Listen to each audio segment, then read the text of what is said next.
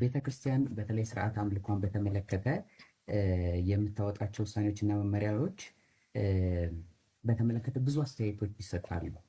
ከነኛም አስተያየቶች መካከል አንዱ ቤተክርስቲያን የጸጋ ስጦታን አትቀበልም ወይ፣ መካነ ኢየሱስ የጸጋ ስጦታን አትቀበልም ወይ የሚል ጥያቄ ነው እና መካነ ኢየሱስ የጸጋ ስጦታን ትቀበላለች? የምትቀበልም ከሆነ ደግሞ እንዴት ነው የምትጠቀመው በመሰዊያና ምስዋዕቷ ላይ? በጣም ጥሩ ጥያቄ ነው። እንደዚህ አይነት ጥያቄዎች ይነሳሉ። እንደዚህ አይነት ጥያቄዎች የሚነሱት መካነ ኢየሱስን ቀረብ ብሎ ስለማያውቃት ነው።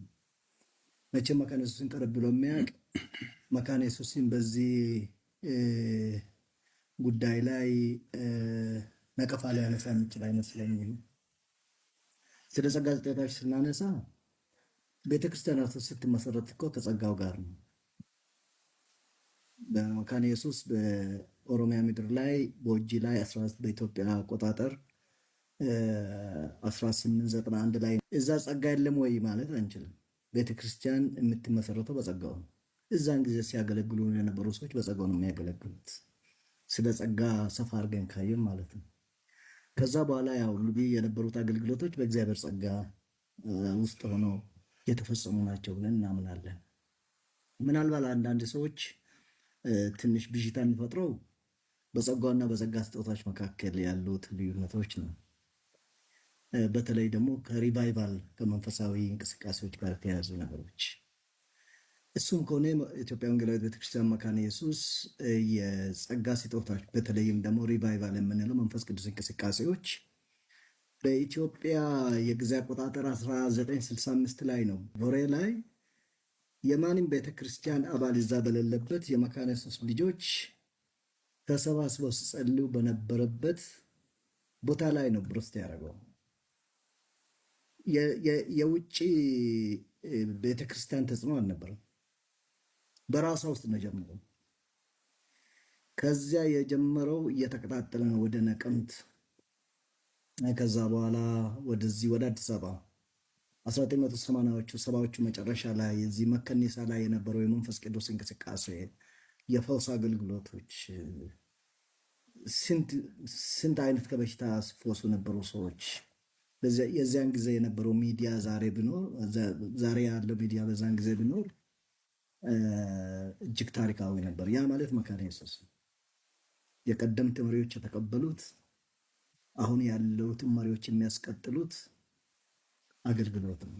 ከዚህ በኋላ ወደ እንጦጦ እየሄደ ትላልቅ የመንፈስ ቅዱስ እንቅስቃሴዎች ነበሩበት ማለት ነው። አሁንም ደግሞ በየማህበር ባናኑ ያሉ ግራስሩት ላይ የምናያቸው እግዚአብሔር ቤተክርስቲያኑን የሚያንጽበት የጸጋ ስጦታዎች በስፋት በመካነ ኢየሱስ ውስጥ አሉ። ለዛ ነው እንግዲህ እንደዚህ አይነት ጥያቄ የሚነሳው መካነ ኢየሱስን ቀረብ ብሎ የማያውቅ ካልሆነ በስተቀር መካነ ኢየሱስ ጸጋ ስጦታዎችን በውሳኔና በመመሪያ ለማፈን የምታደርገው ነገር የለም። ታበረታታለች። ግን የጸጋ ስጦታዎች ያለ አግባብ ከመጽሐፍ ቅዱስ ውጪ በሚሆኑ ልምምዶች እንዲባክን ለሌላ ቢዝነስ እንዳይሆን በጥንቃቄ ነው የምታደርገው። በሁከትም ሳይሆን ሰዎች በሚረዱበት ምዕመናን በሚገነዘቡበት አገልግሎት እንዲሆን ቤተክርስቲያናችን በጥንቃቄ እንድንጠቀም የምታደርገው። በጣም የታወቁ አንድ ቦታ የማይቀመጡ ለምሳሌ እኔ አሁን የሐዋርያነትን ማዕረግ ይሰጣል ቢባል አብዲ መገርሳ ነበር ማግኘት ነበር። በመካነ ኢየሱስ ያልደረሰበት የኢትዮጵያ ምድር የለም።